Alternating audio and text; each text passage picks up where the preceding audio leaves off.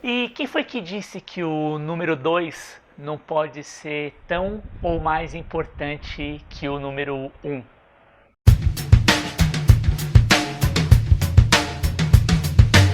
Oi, eu sou o Glauco Diógenes e esse é o Quarta-feira.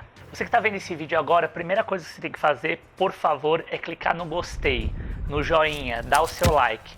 Por quê? Porque se você não fizer isso, o YouTube, com o algoritmo novo do jeito que ele está trabalhando, ele entende que você não gosta do conteúdo que eu estou produzindo para você. E aí você não recebe os meus vídeos toda vez que tem vídeo novo.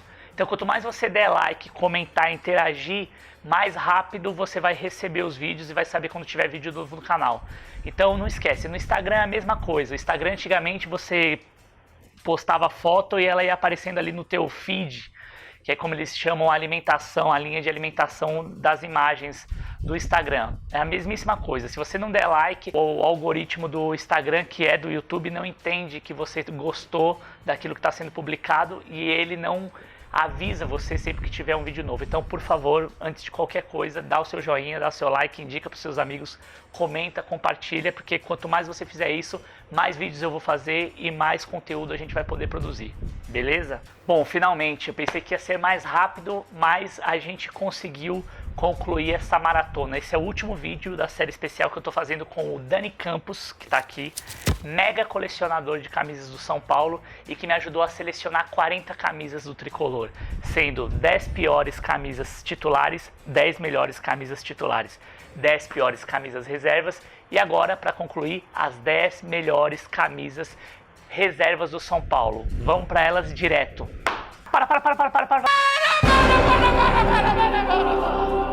Antes de qualquer coisa, eu preciso fazer um agradecimento para a galera da Umbro Brasil, que mandou um par de luvas incríveis para eu testar aqui. Isso não é propaganda, é um presente.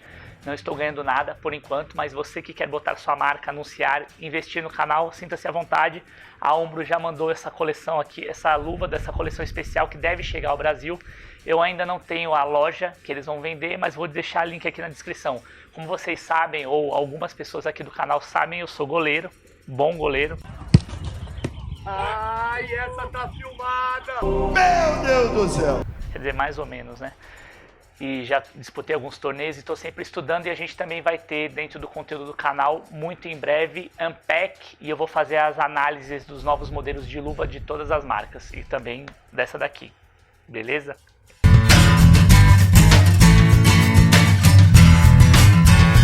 Número 10, estreia da Under Armour em 2015 pelo São Paulo. O que seria um prenúncio de uma parceria de enorme sucesso. Tudo bem, a gente viu que não foi bem assim, mas também vamos dar o crédito para esse uniforme especificamente, para esse modelo de camisa, que ficou muito, mas muito bem resolvido mesmo. A começar pelo estilo de modelagem, né, mais acinturadinho, que provoca uma certa polêmica para os torcedores mais cheinhos, mais gordinhos, mas que especificamente para os atletas dá uma pegada mais elegante e também ajuda na performance, tanto no que diz respeito à evaporação da sudorese, como também estando mais ajustado ao corpo dificulta a intervenção dos marcadores no sentido de tentar puxar o uniforme. Isso já é uma tendência mundial, mas a marca especificamente Under Armour começou a trilhar esse caminho mais fortemente e acabou influenciando as suas principais concorrentes.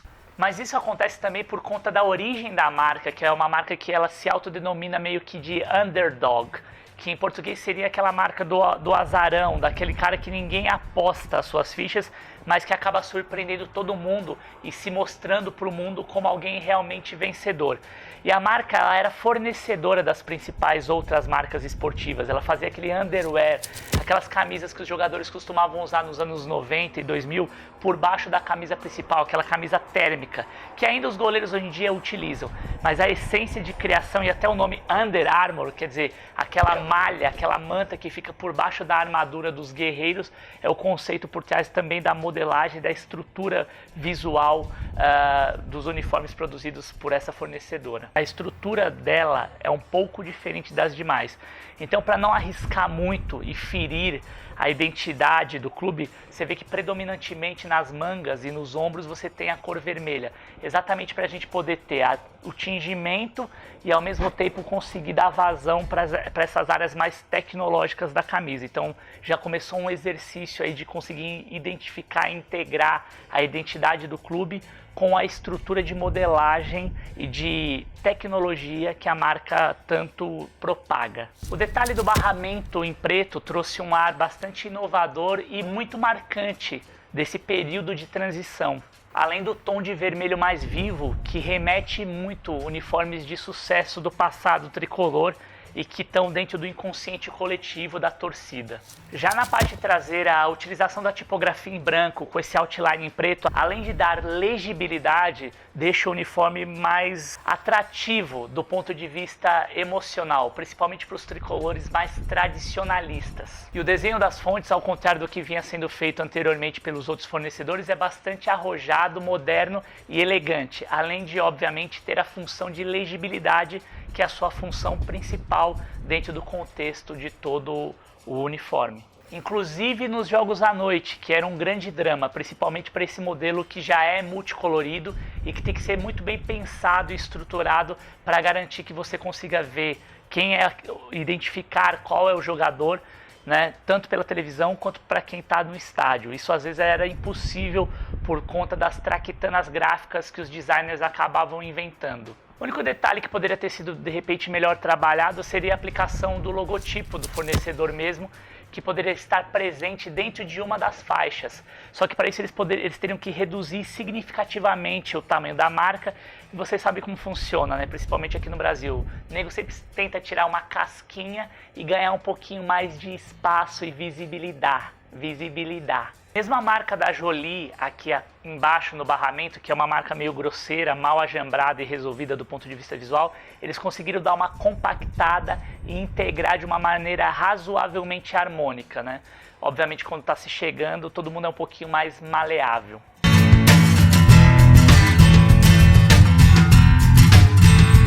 Número 9, homenagem ao centenário de Leônidas da Silva.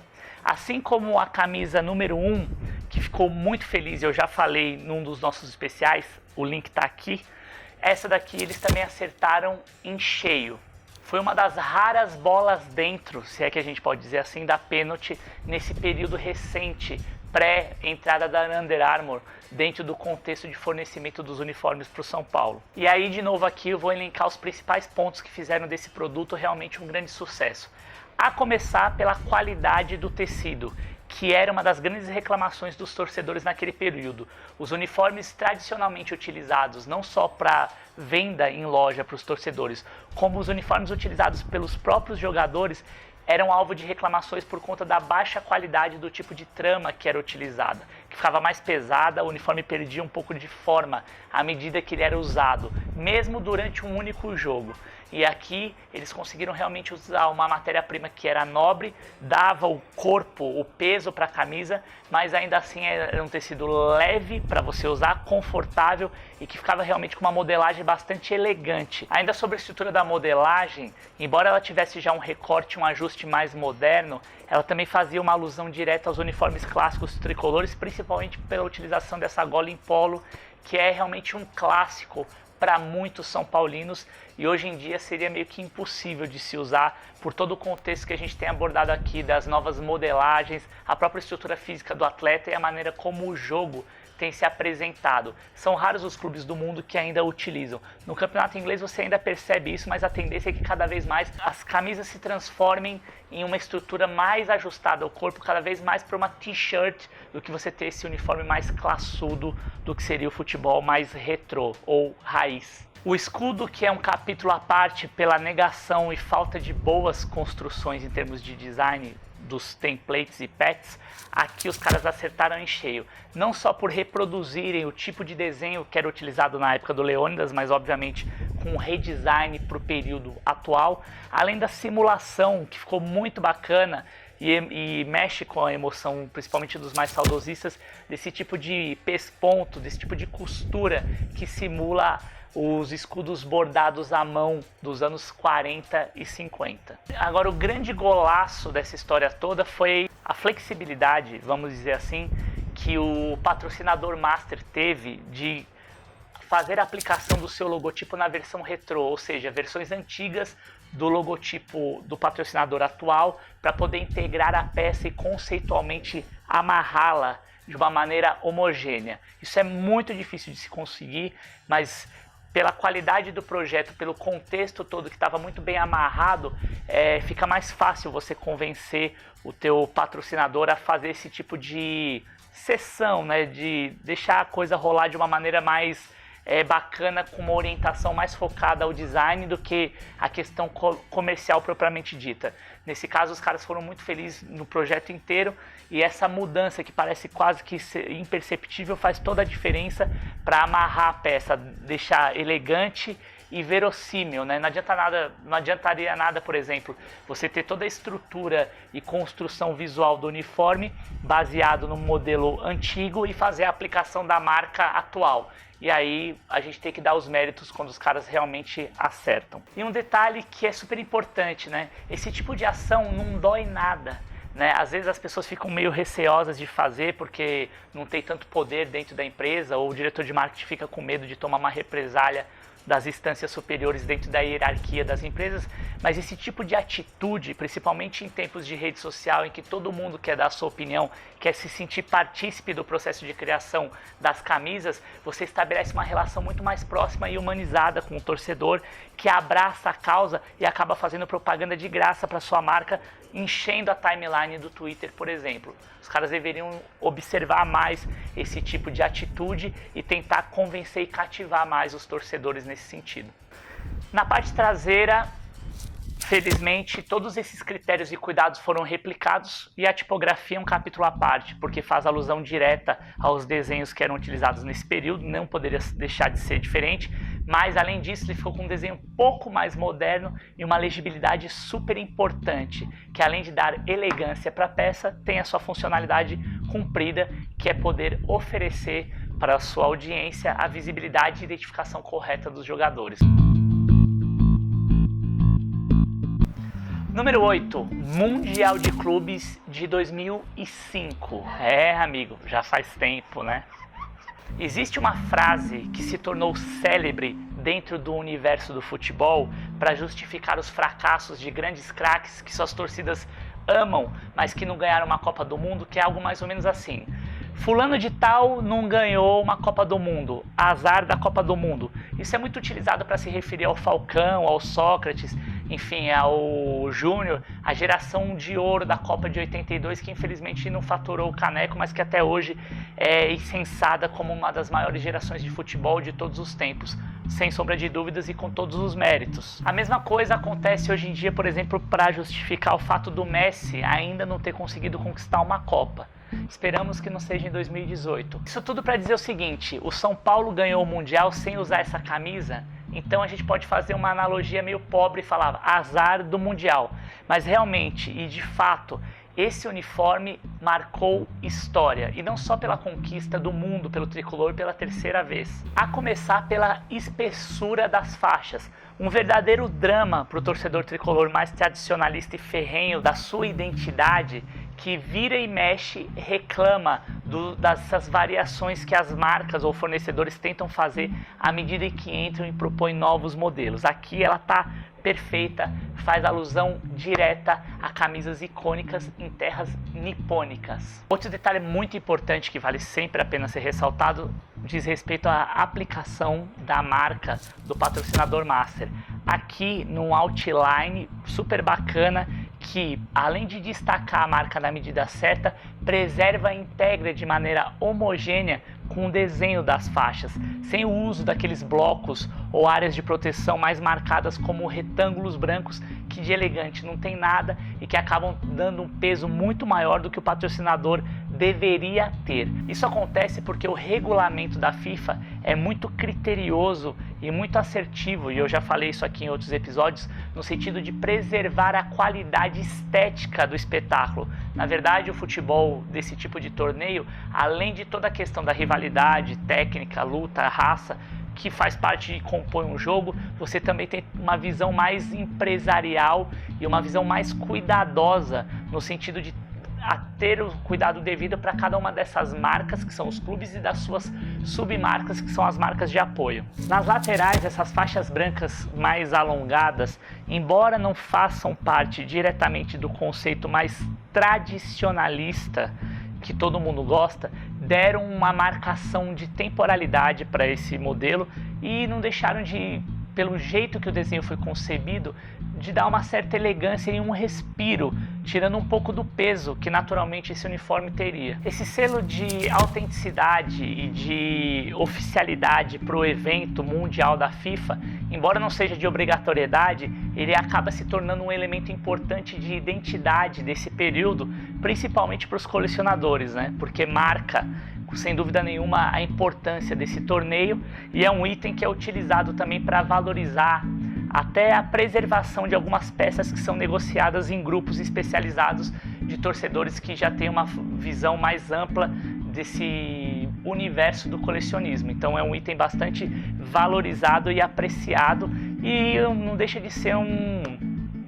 certo status para você poder esfregar na cara dos seus amigos que torcem para outro time. Na parte traseira desse uniforme, todo esse critério e cuidado também foram preservados, a começar pela aplicação dos nomes dos jogadores direto nas costas, abaixo da gola, o que está certo hierarquicamente, né? Nada é mais importante do que o ator daquele espetáculo naquele momento, e esse outline que é utilizado aqui para dar contraste entre o fundo da camisa e o nome do jogador é muito importante para garantir aspectos técnicos de legibilidade e identificação. E outra coisa que é muito importante de ressaltar é que é proibido dentro do Mundial da FIFA qualquer tipo de aplicação de patrocínio na parte traseira, o que eu concordo plenamente. Você já tem uma grande área nobre ali preservada, não tem por que você ficar entupindo o uniforme de marcas, e lá os caras seguem à risca esse tipo de regra. Tanto que você consegue ter uma unidade visual muito bem clara na identificação do jogador e também na aplicação do número, que aqui não é uma fonte maravilhosa, mas também está muito longe de ser uma fonte ruim. É um desenho que tem uma estrutura bastante alongada, bastante legível, e que nesse caso aqui tende a ser assim, porque, como eu ressaltei várias vezes aqui nesse vídeo já em outros episódios, você acaba, quando tem um uniforme com listas verticais e ainda com mais de duas cores, que é o caso do São Paulo, você tem que tomar mais cuidado para não deixar esse uniforme ainda mais poluído. Número 7, Adidas TAN 1996. O retorno da marca alemã ao tricolor do Morumbi, uma parceria que fez muito sucesso durante os anos 80, apresentava agora uma revolução do universo têxtil. Eu já abordei várias vezes esse tema aqui. Se esse é o primeiro vídeo que você está vendo, nesses links que estão aparecendo aqui e também na descrição, você vai poder saber um pouco mais desse período. No entanto, essa camisa especificamente, além de ser muito bonita, tem alguns pontos de construção que são super inteligentes e que valem muito a pena serem ressaltados. Nesse caso aqui, embora eu seja um partidário de modelos mais tradicionais, a ampliação das listras, da maneira como foram construídas, conferiram uma identidade muito própria para esse período e uma marcação da chegada desse novo fornecedor, mas ao mesmo tempo também deixaram um modelo bem legal, bem elegante e, na medida do possível, se é que a gente pode chamar assim, inovador em termos de design. Outro ponto que acabou favorecendo em muito o São Paulo foi a aplicação do uso do logo do seu patrocinador, aqui no caso a companhia aérea famosa TAM, que dentro da sua estrutura de desenho se assemelha muito com o que é a identidade do São Paulo, mais racionalista, com linhas mais retas, também já abordei isso aqui. E embora esteja se utilizando aqui de uma área de proteção com um bloco em branco, a maneira como foi desenhado e integrado deixou harmônico e confere a legibilidade necessária. Ô filha da puta. Bom, o samba bateu aqui na câmera, vamos assim mesmo. Whatever, como eu estava falando, além de dar a legibilidade necessária para o logotipo da TAM, ele ficou bem integrado, bem harmonioso aqui, né? Talvez ficasse estranho, e aí você também, embora tivesse mais opções tecnológicas, talvez você não conseguisse dar o efeito necessário trabalhando em outline. Enfim, foi assim que ficou e acabou funcionando sem causar maiores estresses. Em relação ao escudo, depois de muito tempo você tem a estrutura do escudo preservada no que diz respeito ao uso dos outlines de proteção em preto e também da espessura das laterais do triângulo. Coisa que vira e mexe, a gente comenta aqui que também tem problemas. O único senão está em relação à aplicação das estrelas, que enfim é uma obrigatoriedade que foi estabelecida desde 95 pelo Conselho e vem sendo usada até então. Eu sou completamente contra, vocês sabem disso, mas enfim, ela está aí, tem que ser aplicada e ainda assim os caras conseguiram adequar entre as faixas, que se não é um primor de legibilidade, é o recurso visual correto para esse tipo de aplicação. Na parte traseira, sem grandes novidades, embora o mesmo princípio seja adotado, o que se valeu mais forte foi simplesmente preservar a legibilidade mesmo, sem novidades. Número 6, Penalty Coca-Cola 1991. A procura da diagramação perfeita, D2. Esse é um uniforme bem raro e que foi utilizado em pouquíssimos jogos, mas que ainda assim marcou o imaginário da coletividade são paulina nos anos 90. As listas bem finas, bem compactas, reproduzidas num padrão bastante uniforme, e o logotipo retrô da Coca-Cola, mesmo que aplicado aqui numa faixa de proteção em branca, foi perdoado, vamos dizer assim, pelo torcedor, pelo cuidado com que isso era aplicado. Era muito mais difícil você ter esse tipo de aplicação, os patrocínios eram ainda escassos, não tão estabelecidos como são hoje em dia, e o cuidado para você invadir esse espaço, existia um pouco mais de, vamos dizer assim, até usar um termo mais forte, existia um pouco mais de respeito nesse sentido, né? A maneira como as marcas se apropriavam dessas áreas. O escudo, né, mais minimalista, como é muito normal a gente ver na camisa, com a aplicação e a proporção mais adequada, ali encaixado na altura do peito, do lado esquerdo do coração, enfim, pequeno, mas ainda assim legível, bem posicionado, com a área de proteção ajustada e detalhes, sem as estrelas, é a busca de uma elegância, ou é o retrato de uma elegância que foi perdida há muito tempo, dentro e fora dos gramados. Na parte traseira, como nem tudo poderia ser perfeito, né, ou deveria ser no mundo ideal, aqui há sim um exagero na aplicação da marca do patrocinador. Até então não era um regramento obrigatório você ter o nome dos jogadores nas competições nacionais, isso é uma coisa que vai e vem, ainda não se tem uma definição clara e específica como você tem na Premier League, por exemplo, que existe toda uma padronagem e a liga está acima de tudo. Eu já falei sobre isso aqui também no vídeo da Premier, se você quiser saber um pouco mais. Mas enfim, como você não tinha essa obrigatoriedade, então a marca ia lá e aplicava meio que a moda caralho, né? A coisa ficava sem um regramento muito objetivo, mas que dentro do contexto harmônico até não afetava tanto por causa das cores, né, que eram utilizadas, então ele meio que se amainava ali, ficava integrado de uma maneira homogênea. A tipografia aqui mais orgânica, né, mais smooth, esse desenho mais orgânico, mais fofinho, vamos dizer assim, não tem muita relação direta com a identidade do clube, mas como ele é muito bem resolvido e tem muita legibilidade, com alguns pequenos ajustes poderia ter até sido utilizado hoje em dia.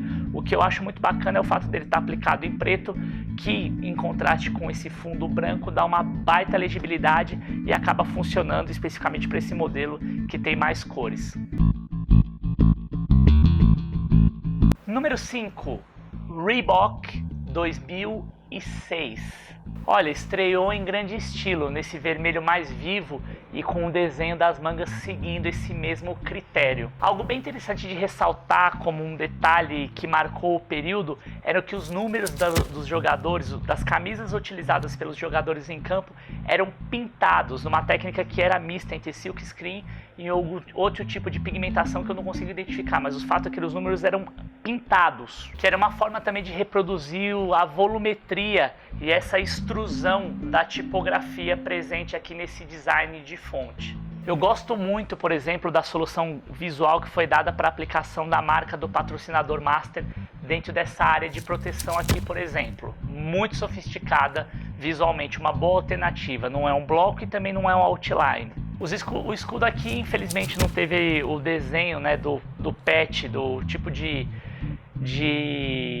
enfim, patch mesmo, de aplicação, de recorte aplicado na camisa. Infelizmente ele está com esse outline mais fino, que está equivocado, se você comparar o desenho original aqui com esse daqui. Mas, no entanto, o tamanho, a proporção um pouco, 15% menor do que a aplicação do escudo na camisa número 1, mostra que eles ao menos fizeram 2 versões desse tipo de patch. Isso já é um bom princípio para justificar, enfim, essa parceria que se inicia. E aí ele ficou aplicado elegantemente dentro da camisa, enfim. Não ficou 100% por causa desse detalhe, mas ficou melhor do que poderia ser se tivesse com aqueles tamanhos gigantescos que foram utilizados em meados dos anos 90, por exemplo. Na parte traseira, embora eu não seja muito partidário do uso dessa aplicação, dessa área de mancha, né, preenchendo essa grande parte das costas, mas diante desse novo contexto e das múltiplas aplicações de marca dos fornecedores, parceiros do clube, enfim, é justificável que você busque alternativas. Não deixa de ser também uma inovação no desenho, no design, né? Mas você também tem que acomodar todas essas informações e essas marcas dentro de um contexto que mantenha legibilidade, estética, harmonia. Enfim, são vários critérios que você tem que conseguir equilibrar para conseguir fazer, e os designers desse período, na minha visão, foram bastante felizes. Cara, número 4. Pênalti 2014, parece mentira, mas não é.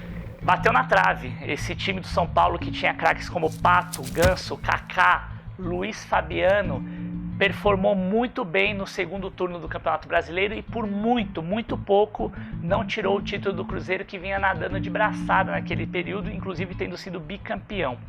No entanto, vale ressaltar nesse uniforme que ele conseguiu resgatar, ainda que momentaneamente, não só a performance de campo, embora o clube nos bastidores não vivesse o melhor dos mundos, mas conseguiu trazer uma esquadra que apresentou um futebol bastante vistoso e que a camisa número 2 acabou integrando isso de uma maneira bastante especial para os São Paulinos. Bom, a camisa aqui, no que diz respeito à modelagem, além da qualidade do tecido, que veio muito melhor do que tinha sido nas edições anteriores, aqui também já é mais t-shirt, mais ajustado ao corpo, aqui numa gola em V, né? A modelagem é muito semelhante com a camisa número 1, mas aqui em gola em V, e mais ajustada, com uma modelagem mais slim. As marcas de patrocínio, tanto do patrocinador master quanto do fornecedor de material esportivo, além de se integrarem de uma maneira mais homogênea com o que seria uma identidade visual são paulina, também utilizaram o outline, né? Essa linha de contorno que dá contraste, legibilidade, mas também não grita e não destaca a marca totalmente. Foram muito felizes, inclusive, na proporcionalidade, né, da aplicação, principalmente do patrocinador master, que vira e mexe e estoura. Você não sabe se você está torcendo para o São Paulo, você que é torcedor do São Paulo, ou se você está torcendo para a marca especificamente. Mas aqui eles foram muito felizes novamente e acertaram em cheio. O milagre do patch. Cara, finalmente, algo que parecia ser impossível de ser retomado ou reconquistado, nesse caso aqui foi um golaço. Repara bem na aplicação do escudo aqui nesse patch comparado com o desenho original, que é essa comparação que eu sempre faço. Repara no contorno, na espessura dos triângulos laterais. Vê como ele é um pouquinho mais engrossado, mais encorpado, e está na proporção exata. Além do que ele tem um toque um pouco mais aveludado. Realmente os caras fizeram um investimento bacana e conseguiram fazer o uniforme, ó, show de bola. Na parte traseira da camisa, que às vezes acaba sendo o grande bicho feio da história, né? O grande vilão da história, eles mantiveram os mesmos princípios, tanto no que diz respeito à aplicação do logotipo, quanto da tipografia, que aqui, finalmente, além de ter um desenho, um design bastante bacana e que se integra com o desenho da camisa como um todo, dá a legibilidade necessária, e foi um resgate das fontes linguiça, salsicha, que estavam sendo utilizadas e que a torcida realmente detestava. Mas o grande ponto de inovação está na utilização e na aplicação das faixas, que lembra uma gradação com os grafismos meio que nesses triângulos aqui. É bem bacana, algo que foi bastante ousado e que caiu nas graças da torcida, porque vendo de longe você tem a tradição preservada, mas quando você dá um zoom e chega bem perto da camisa, você consegue perceber que esse desenho tem algo de revolucionário e que marcou esse período.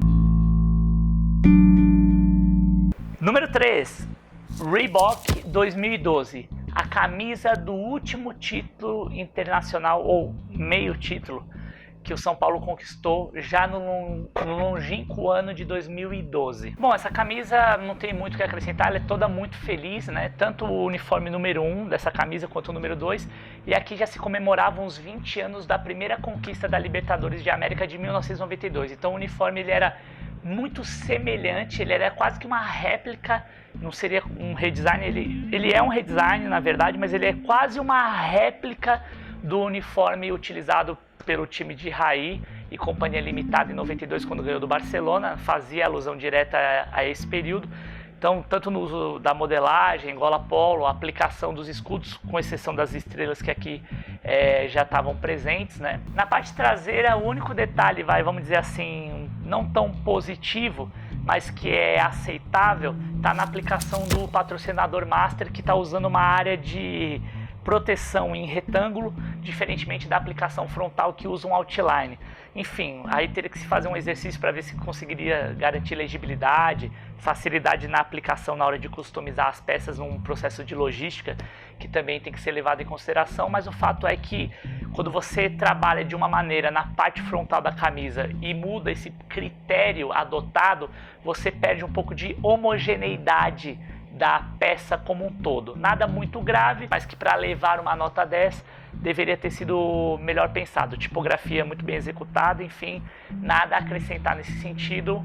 Uma camisa que está sim no top 3 dos principais uniformes tricolores dos últimos tempos, em se tratando de uniformes reserva. Número 2, Penalty 1991.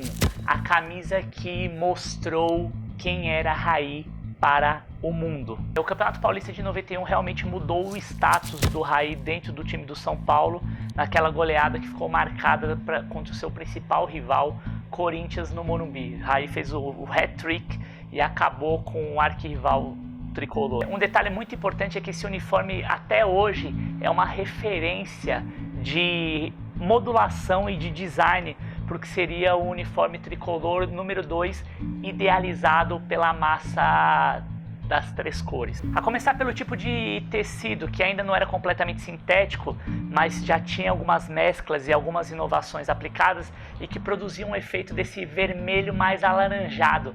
A aplicação do escudo é de uma perfeição impecável, tanto no que diz respeito à sua modulação estrutural, ou seja, estão preservadas as larguras originais das laterais do escudo, quanto do uso do outline, a linha de proteção e destaque, quando é feita a aplicação sobre as faixas.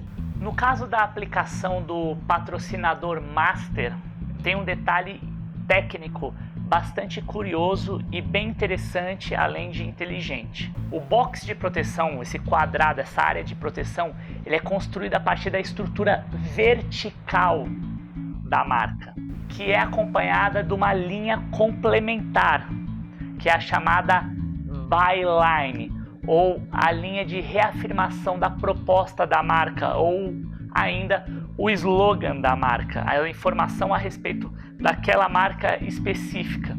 Esse box possui um frame, né, um quadro preto, que ao mesmo tempo que fixa, também posiciona a forma dentro da estrutura da camisa, o que dá uma estabilidade visual bastante importante, deixando o conjunto visual bastante harmônico e bem solucionado do ponto de vista técnico e estético. A gola em V, que é um clássico em se tratando de camisa número 2 do São Paulo, mais engrossada, né, e alongada, dá uma bela amarrada, uma estruturação bem importante para a peça, um peso importante, né, que destaca em relação ao resto do conjunto. Na parte traseira, os mesmos princípios adotados na parte frontal são preservados, o que, como eu já falei aqui antes, dá uma harmonia e uma unidade, um pensamento integrado, né? Você pensar a peça como um todo, né?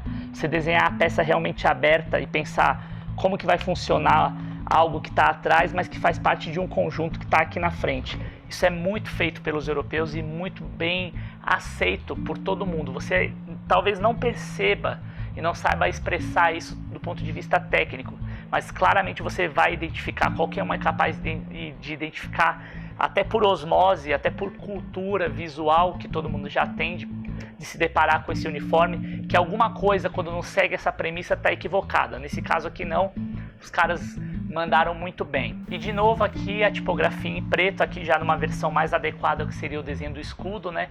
Algo que infelizmente não é utilizado hoje em dia, não sei mais. Toda a fonte fica um negócio até cansativo, com raras exceções que a gente mostrou aqui na versão em branco que a Under Armour fez em 2015, mas toda a tipografia que o São Paulo usa nas camisas reservas e mesmo nas titulares usa a cor vermelha. Eu não sei por que isso é feito, isso não é uma obrigatoriedade, e até para poder dar uma inovada, os caras poderiam começar a usar de novo o preto. Eu particularmente prefiro, acho que dá uma legibilidade super adequada, e o resultado claramente você pode ver por aqui. Esse uniforme, sem dúvida alguma, é um golaço e merece estar entre os top 3 das camisas reservas do São Paulo de todos os tempos. Número 1. Coca-Cola Adidas 1990. A memória afetiva de todo torcedor, seja ele de que modalidade for, mas especificamente no futebol, ela é construída por grandes feitos, grandes conquistas, e quanto a isso não existe a menor dúvida, é um grande clichê, mas também por símbolos que ajudam a nortear um grande mapa mental de emoções que esse torcedor vai acessar toda vez que ele precisar impor a sua condição para os seus amigos ou rivais. Nada mais natural do que isso. E é por isso que as camisas dos times, os mantos, são tão relevantes, tão importantes e despertam tantas emoções. Eles são nada mais do que materialização de emoção. A camisa é você poder tocar e sentir o sentimento, pegar o teu coração nas mãos, literalmente. E quando você violenta alguns desses símbolos, você não está violentando só a instituição, mas você está realmente golpeando aquele que é o elemento mais íntimo e o código visual mais próximo que qualquer torcedor tem com a sua entidade esportiva. Bom, tudo isso para a gente encerrar esses especiais todos com essa peça, esse produto que, sem dúvida alguma, nós podemos classificar como uma verdadeira joia. Camisa utilizada por Raí, o terror do Morumbi, em 1990. Talvez um dos principais ídolos, se não o principal, da história do São Paulo Futebol Clube. Usada em algodão e poliéster, com os pontos mais abertos e mesmo a espessura das faixas, tem de novo esse vermelho mais alaranjado, por conta desse contexto têxtil todo que começava a acontecer, esses usos e experimentos com novas matérias-primas. E aí a gente começa a ver os elementos que fazem dessa peça realmente um clássico. A começar pelo logotipo da Adidas, aplicado sobre uma das faixas, na proporção exata, com legibilidade, e ainda assim era aquele logotipo que hoje a marca utiliza para sua linha Originals, que faz alusão a uma linha mais clássica com um redesign mais moderno. Sobre isso a gente vai falar em outros episódios aqui mais pra frente.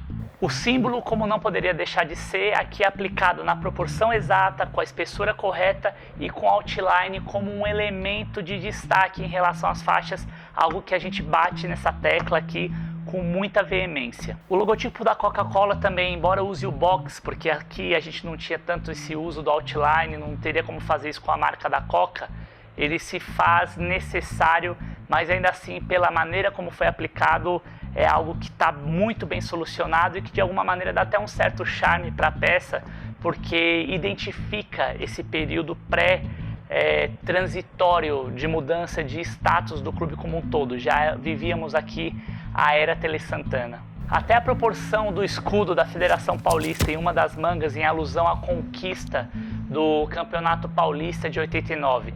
Há de se ressaltar que nessa época os campeonatos regionais eram muito mais valorizados do que hoje em dia, e o Campeonato Paulista era mais importante do que o Campeonato Brasileiro, se é que isso é possível de ser imaginado.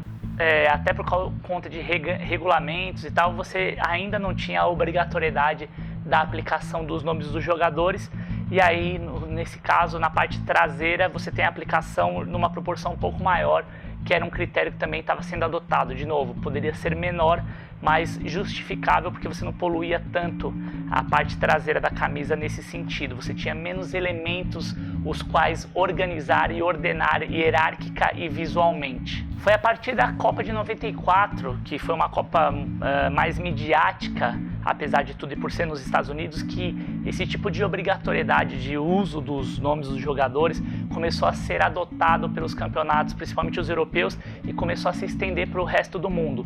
Enquanto isso, ainda assim como eu citei anteriormente, você tinha esses cuidados e critérios de aplicação mais harmônicos, o que dava para a peça todo um charme e, sem dúvida nenhuma, para muito São Paulino, essa é a camisa número 2 mais bonita que já existiu até hoje. Também na opinião do canal, por todos esses critérios técnicos que eu elenquei aqui para vocês. E aí, curtiram esse último episódio dessa série especial com as melhores camisas tricolores número 2? Eu gostaria mais uma vez de agradecer o apoio e o suporte do Dani Campos, que abriu a porta da sua coleção para mim, disponibilizou os uniformes, me ajudou no desenvolvimento do roteiro. Dani, valeu, parabéns pela sua coleção e a gente vai utilizá-la muito brevemente nos próximos episódios. Quero dizer para todo mundo mesmo, que o canal é sobre todos os esportes e sobre o design no esporte de maneira geral. A gente vai ampliar a quantidade de vídeos que vai ser disponibilizadas por semana. Estou ampliando a equipe, mas para isso eu preciso da sua ajuda. Não deixa de dar o joinha, compartilha, comenta, bota nas redes, vai lá no nosso Instagram, é quarta-feira, as nossas redes sociais estão aparecendo aqui. Eu preciso da sua ajuda. O canal precisa ganhar amplitude para a gente poder fazer mais. Beleza? Então não esquece, design esporte de um jeito que ninguém soube explicar para você até hoje. É quarta-feira, fica ligado que a qualquer momento aparecem mais vídeos. Manda sugestões, vamos falar de todos os times brasileiros. Fica tranquilo, a gente já está fazendo uma série especial do Santos. Estamos com um colecionador lá de Minas Gerais, do interior de Minas, que está ajudando a gente para desenvolver os uniformes do Cruzeiro, piores e melhores. Então é isso, galera. Obrigado pelo suporte. Continua acessando o canal, mandando sugestões, vamos interagir. Conto com vocês. Valeu!